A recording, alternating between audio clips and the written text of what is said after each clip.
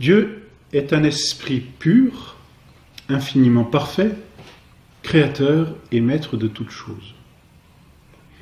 Il est peut-être difficile pour nous d'appréhender ce que veut dire le mot créateur. Du reste, c'est un mot que nous employons facilement dans l'art. On parle de création artistique. Et effectivement, quand on emploie ce mot, on dit quelque chose de ce que Dieu lui-même a fait. Dieu est créateur de la nature, finalement, comme l'artiste est créateur de son œuvre d'art. Mais pas tout à fait pareil. Parce que Dieu a créé la nature déjà d'une façon plus parfaite que l'artiste n'a créé son art, ou son chef-d'œuvre. Dieu a créé beaucoup plus en créant la nature que l'artiste, et même que le plus grand des artistes a pu créer par la quantité de ses œuvres. Mais même, la façon dont Dieu a créé la nature est infiniment plus parfaite que la façon dont un artiste a créé son chef-d'œuvre. Pourquoi ? Comment ?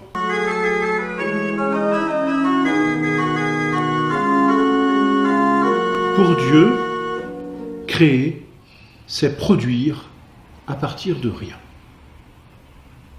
Et ça, c'est un mystère pour nous. Parce qu'aucun d'entre nous sur cette terre n'en est capable. Pour l'artiste, créer, qu'est-ce que c'est ? C'est prendre un matériau, pour le sculpteur, un bloc de marbre, pour le menuisier, une planche de bois, peu importe. Pour le peintre, eh bien, sa toile, ses pinceaux, et puis ses couleurs. Et à partir de cette matière brute, comme on dit, grossière, l'artiste va réaliser un chef-d'œuvre. Mais vous comprenez que l'artiste ne peut pas réaliser son chef-d'œuvre s'il n'a pas auparavant une matière préexistante sur laquelle il va travailler. L'artisan qui veut construire un meuble est obligé d'avoir du bois. Il ne peut pas dire en entrant dans un atelier vide « aujourd'hui je fais un meuble ». Il est obligé de faire venir du bois. Ça n'a pas de sens sinon. Le sculpteur ne peut pas dire « aujourd'hui je fais une statue, même si je n'ai pas de pierre ou si je n'ai rien pour en faire une. Je prends mon burin et j'y vais ». S'il n'a pas un support sur lequel buriner, il ne produira rien. Aucun chef-d'œuvre. Dieu qui est parfait, Dieu qui est la bonté même, Dieu, à partir de rien, a tout créé. Et nous l'avions dit, il y a quelques séances, nous l'avions dit, nous n'avons pas en nous-mêmes la cause de notre propre existence. Un jour, nous n'avons pas existé, mais cela ne gêne pas le bon Dieu. Il est capable de nous faire exister à partir de rien. C'est ce que l'on appelle la création. Tout changement, voyez-vous, suppose un point de départ et un point d'arrivée. Une chose était telle, un bloc de marbre était brut, ou même l'eau était froide, et elle devient autre. Par exemple, l'eau devient chaude, le bloc de marbre devient statue.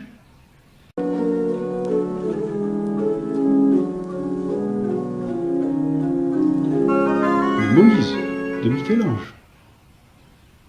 Peu importe. Mais il y avait quelque chose qui existait avant.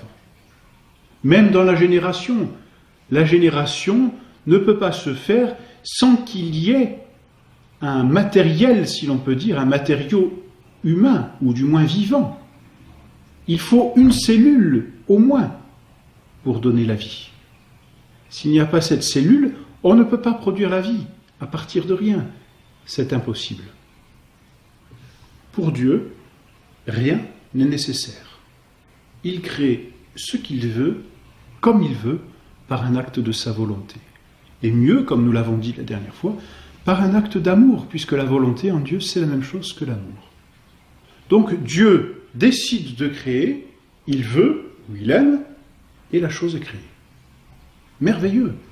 Le récit de la Genèse dit, très clairement, Dieu dit que la lumière soit, c'est-à-dire Dieu veut que la lumière soit, et la lumière fut. Il n'y avait rien, puis il y a quelque chose. Création. Il n'y avait pas de matière préexistante, puis est arrivée cette matière. La chose n'existait absolument pas, puis elle s'est mise à exister. C'est ainsi que Dieu est créateur de toutes choses, au moins dans son origine. C'est ainsi que Dieu a créé le ciel et la terre.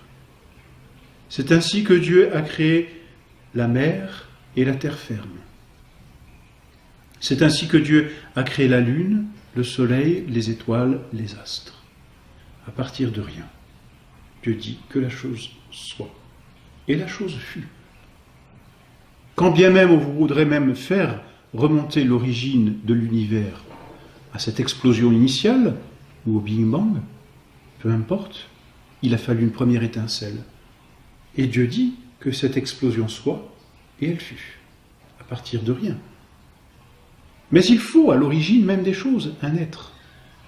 Et cet être, c'est Dieu, car Dieu seul, par sa toute-puissance, est capable d'engendrer quelque chose à partir de rien. C'est la création. Création qui est en Dieu, encore une fois, un acte de sa volonté, donc un acte d'amour. On dit en latin que le bien est diffusif de lui-même. Bonum diffusivum sui. Le bien se diffuse de lui-même. Or Dieu est le bien suprême, puisqu'il est la volonté suprême, puisqu'il est l'acte de l'amour suprême. Donc il est le bien suprême. Eh bien ce bien, Dieu cherche à le répandre autour de lui. C'est la création. Dieu crée, et chaque fois que le récit de la Genèse rapporte la création de Dieu, il est écrit à la fin, le premier jour, donc Dieu crée le ciel et la terre, et Dieu vit que cela était bon. Mais d'ailleurs, comment cela aurait-il pu être autrement ? Dieu qui est bon par excellence, et qui ne peut poser qu'un acte de volonté qu'on appelle un acte d'amour, ne peut faire que des choses bonnes. Alors tout ce que Dieu a fait est bon, nécessairement. Et ça n'est pas possible autrement. Dieu crée à partir de rien, et cette création est bonne. Tout ce que Dieu a fait est bon, c'est un acte de la bonté de Dieu, par lequel Dieu lui-même a communiqué aux êtres quelque chose de sa bonté. Dieu est créateur de toutes choses, c'est-à-dire qu'à partir de rien, il a tout fait.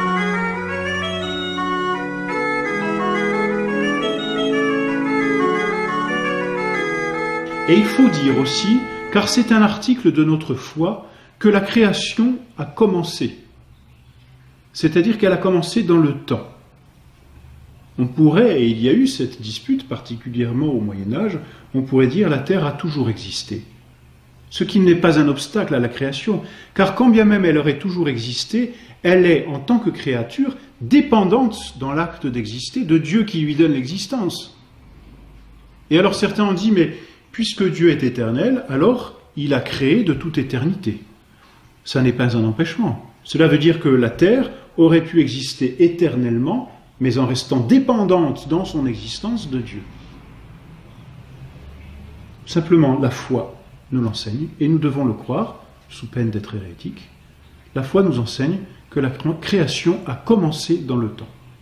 Autrement dit, la création n'est pas éternelle. De fait, même si elle aurait pu l'être. Au commencement, Dieu créa le ciel et la terre. C'est ce que dit la Genèse. Ce sont les premiers mots de la Bible. Au commencement, Dieu créa le ciel et la terre. Cela veut dire que, en créant le ciel et la terre, Dieu a créé le temps. Et le temps a commencé un jour. Quant à savoir quand, je crois bien que nul ne le saura jamais ici-bas.